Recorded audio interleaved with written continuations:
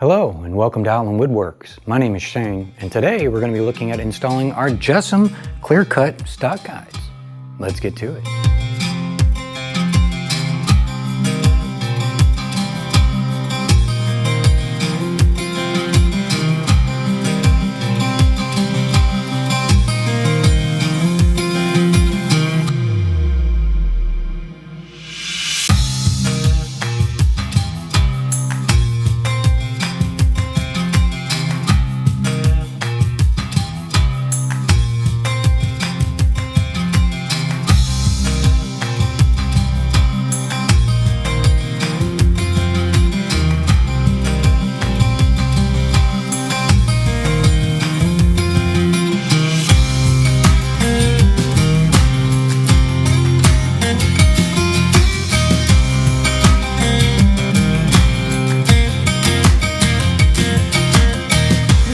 Get this opened up and see what we're working with.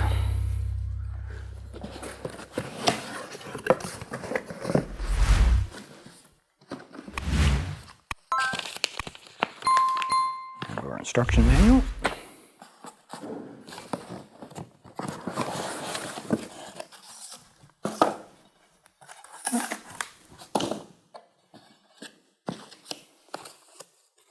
Looks like they have given us a Torx bit. That's nice.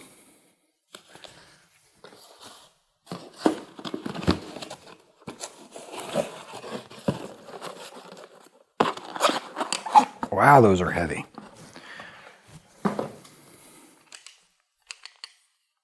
Very nice.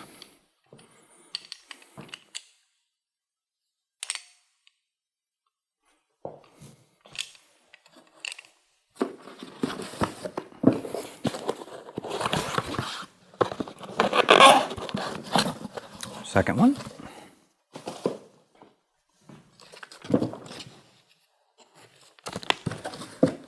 And bag of screws, or I'm sorry, screws, bolts, bag of bolts and a drill bit.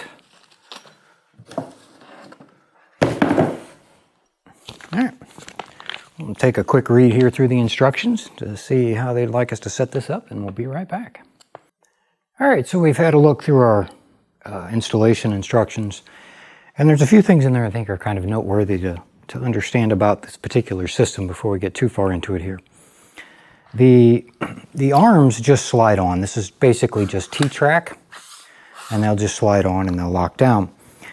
However, the arms are extendable. You take out 2 Allen head bolts, and you can slide this arm out to give you more reach on that. And that is particularly applicable on our Harvey saw because the fence is quite high. And another interesting thing I found on here is the way that this tension system works. So when you get this on your saw and you adjust for your thickness and you clamp this down, it has a spring, it's spring loaded up here. So as the wood tensions, you can see there that it keeps pressure on it and lets it walk a little if your material isn't playing down or anything. So I thought that that was really, really interesting. So we're going to get back over here and figure out exactly how in the world we're going to attach this thing to our fence. Now, having a little bit of time to mess around with this and kind of see how I would like everything to land, I think what I've opted to do, I have there's a piece of scrap wood I had here. It's a pine 1x4, which is right around 3/4 of an inch thick, 3.5 inches wide. And I do have some mag switch 150s. I have 2 of those here. And this way it allows me to get this whole contraption out of the way if I so choose. So I think what I'm going to do is lay this out pretty much in this fashion. It is a little higher than I would like it.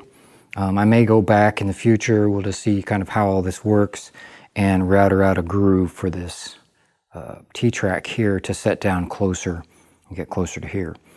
They do have 2 different mounting options when it comes to mounting this track to your fence or to your equipment. The 2 different options that they have are you can use the silver screws here, which are self-tapping, and then they have some 1/4 20 Allen heads with a square nut, so you can slip it into track. I did test this, and on the RF36, it does fit right into that track just fine. So I thought that was really neat. But we do have different guides that we have installed on our RF36, so we'll be leaving that one there. So I think that the way I'm going to do it is figure out how I want to attach that on here. I'm not sure with the 1/4 and the nut in inset into the back if I'm going to have a meet there to feel comfortable with it. But we're going to try that. I'm going to get some holes drilled for this, probably 1 5/8 just for this to set down in, and see if that holds it well enough for me. And then we'll be back and see how well it holds. Okay, well, we've taken our board and we have cut out some 1 5/8 holes for our mag switch. The way that I mounted this down to this board is I just got some number 6 3/4 inch wood screws and used the provided slots in the T-track for now. And once I use it for a while, I will determine whether or not I need to make any adjustments or refine that. I'll bring you up here and have a closer look. This is super, super tight. It's not going anywhere. And I have these in the stored position right now. And again, this is just a your typical 1x4 piece of scrap I had laying around. This particular one is pine. It's 3.5 inches wide and about 3/4 thick. And we put the T-rail centered in the board, but I did offset the mag switch because of how far this fence sits out. I wanted to get that mag switch more in the center of my rail. And I'll set you back over here and I'll pop it off there and show you the underneath.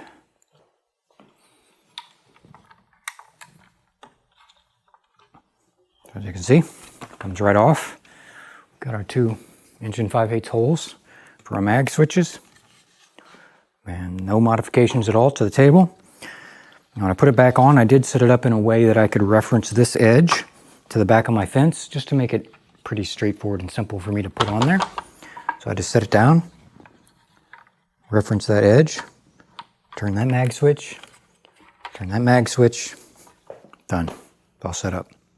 Now to set up these feet, there are a few things that they want you to consider. So I'm going to move you around to that angle and we'll have a look at that.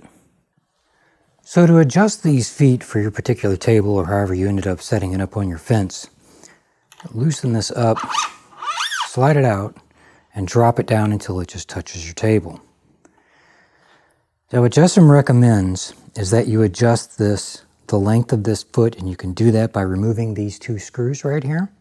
Adjust the length of that foot until you're touching the surface of your table or the thinnest stock that you might cut on it, and adjust that until the back side is roughly 30 degrees. That is the minimum angle that they recommend. So I have a digital gauge here. I'm going to set that up on the table here real quick. Now that we're zeroed out.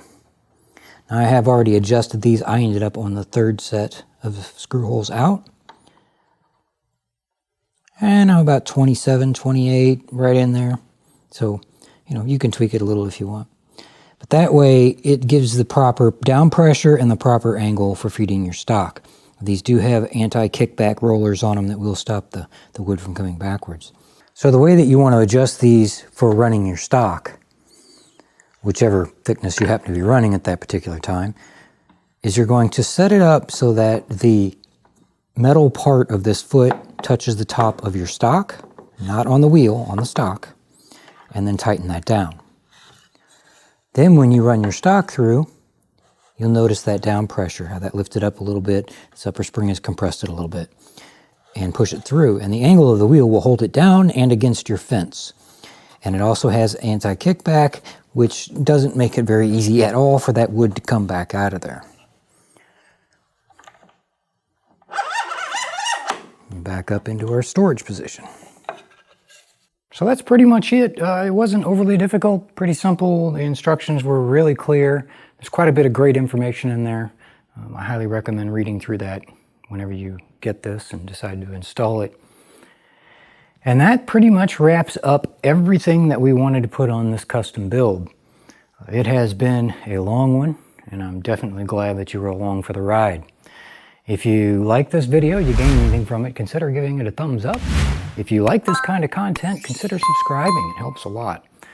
And if you know somebody that might be interested in these arms or how they're installed in this particular situation, consider sharing. But the next video I think we're going to go over is I'm going to talk about the whole system, what I liked, what I didn't like, and it'll be more of a first look as I haven't really used a lot of these things yet. But we'll get into some of that. But look for that coming out pretty soon. I appreciate it. You guys have a fantastic day.